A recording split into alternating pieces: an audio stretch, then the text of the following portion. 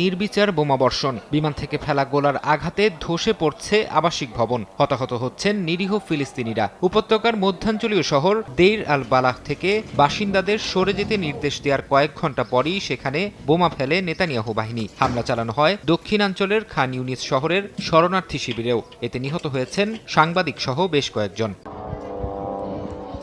Israeli বাহিনীর হামলায় ধ্বংসস্তূপে পরিণত হয়েছে গাজার রাফা। ৬০ বর্গ কিলোমিটারের শহরটিতে ছিল ৩ লাখ মানুষের বসবাস। নেতানিয়াহু সেনাদের নির্বিচার হামলায় ধুলোয় মিশে গেছে শহরের প্রায় ১২,০০০ বর্গ কিলোমিটার এলাকা। ক্ষতিগ্রস্ত হয়েছে ৯০% ভবন, বন্ধ হয়ে গেছে বেশিরভাগ মেডিকেল সেন্টার।